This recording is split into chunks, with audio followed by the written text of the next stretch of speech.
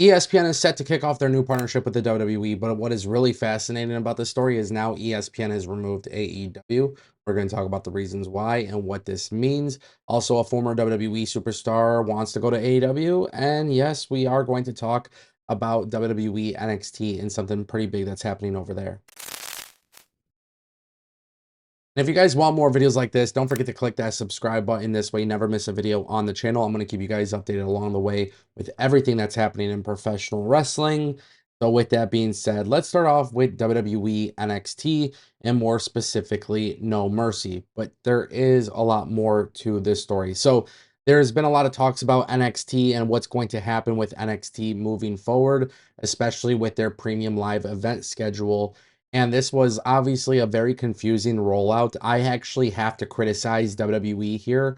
WWE and their partnership with ESPN is fascinating news, and it is very big news. But at the same time, too, the way all this information has been rolled out has been quite confusing, and it's been very, very undermining to NXT. So we know NXT is going to continue doing its PLEs on Peacock, but now we have a little bit more of an idea of what's to expected. So it has been revealed, according to PW Insider, that NXT is slated to expand its premium live event schedule. And moving forward, we are expecting around 8 to 10 PLEs in 2026 for NXT. We also know that NXT No Mercy is scheduled for September 27th in Fort Lauderdale, Florida. This will stream only on Peacock and then, of course, Netflix for the international viewers, but this will not be on the ESPN app. Also, this is pretty insane to think about, but No Mercy will be uncontested. That means NXT No Mercy will not be competing with AEW. Not at all. Like, there's not an AEW pay-per-view that's happening.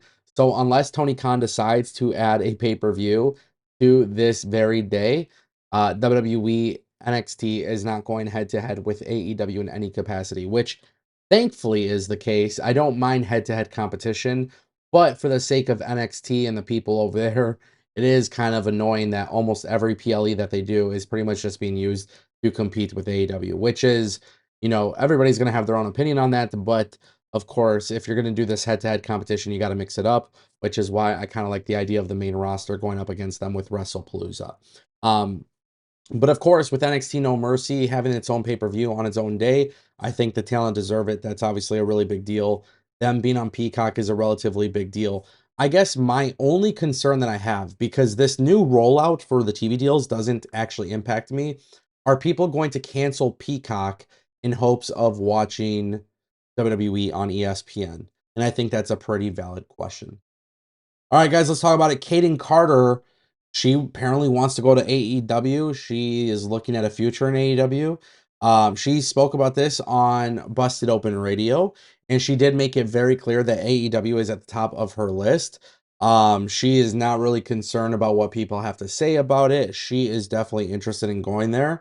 But she's very blunt about it. She just wants to work. And I think what's really crazy, um, especially with like the way it is with WWE superstars who lose their job within WWE, right?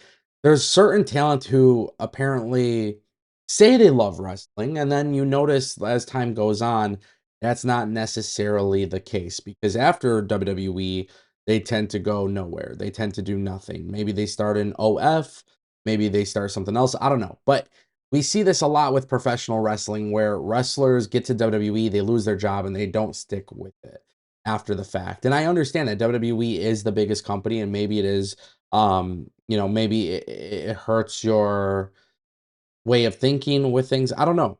But I'm under the belief that people who leave WWE and still want to work deserve the opportunity. And whether that's AEW or GCW or NWA or whatever it is, it doesn't really matter. I think if you look at AEW, they provide a lot of income. They provide some stability because there are people who are getting paid consistently and you don't hear of financial issues. So you are offered a little bit of a safety net or a safety blanket. And I think that's a good thing. There's a lot of wrestling fans who fall in line with the tribalism of this company versus that company, whatever. But I think it's really important that wrestlers also realize that, like, you can go to AEW and you don't absolutely need WWE. And that's really what this is, right? If you really think about it, like Kaden Carter, she can go to AEW, and I'm not saying she's going to be a big star or not a big star. I don't know. I'm not a time traveler. But if she were to sign with AEW, she's very talented in the ring. Those fans who watch AEW religiously love good in-ring workers. And then if you put up some great matchups, it could be very beneficial, you know? And the thing is, you could go to AEW and get paid a lot of money. So I don't see an issue with people wanting to sign there. What I always see an issue with, and maybe the one point that I'm the most critical in, is the fact that people do join AEW and then sometimes it works out and sometimes it doesn't. And look, I get it. That applies everywhere. But I feel like more often than not, people kind of come into AEW as the flashy new toy. And then 3 months later, sometimes even weeks later, they're not a big deal. It just really depends on the person and how AEW sees the vision for them. And that brings us to our final topic. ESPN has removed AEW coverage from its website. And this is a very, very big deal. And I think a lot of people are really going to not like my opinion here. But this is the smartest thing that WWE has done. ESPN is a news content machine. And whether people like this or not, WWE's partnerships with some of the biggest networks and some of these biggest organizations, it definitely falls in line to their benefit. You know, at the end of the day, WWE, it's not about WWE stunting AEW's growth because, yes, that is exactly what they're doing, but it's about so much more than that. And ESPN is shelling out so much money for WWE as a news organization, as a media organization. A lot of their focus has to be on their partners, WWE. And here in the United States, ESPN is a massive, massive, massive giant in the world of sports news. I don't think there's any other company that does it bigger than ESPN. And I'm not saying ESPN is my favorite way of, getting sports news, but ESPN, since I was a child, literally has built this notoriety for being the place for sports. And with WWE coming in and now ESPN removing AEW, ESPN is protecting its investment, which a lot of people are very upset about. But I can understand why ESPN would do so.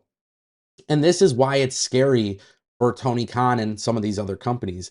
Going into war with WWE, you're not necessarily just going head to head with WWE. Now you got to battle with NBC and Netflix and all these other providers because these are the companies who are spending their money to have the WWE product.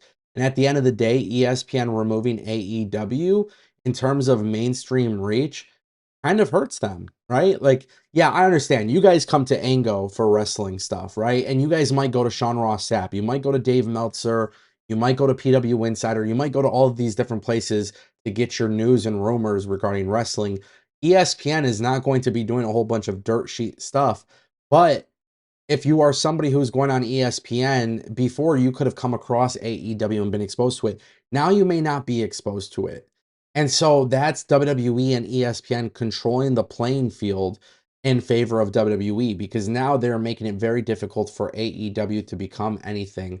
And that's, that's the battle that Tony Khan has. And really for Tony Khan, the most important thing is if you want to be super competitive, you have to look at your competitor and they're doing dirty stuff of, if that's what you want to call it, but the counter programming, this, all of these things that they're doing, it's very obvious that WWE is trying to diminish you. And if I'm Tony Khan, I think you just have to focus on your product and understand that you might not be able to beat WWE, but that shouldn't necessarily be your goal. In fact, I've actually said this years ago. I think this is one of my favorite things I've ever said on YouTube regarding this wrestling war.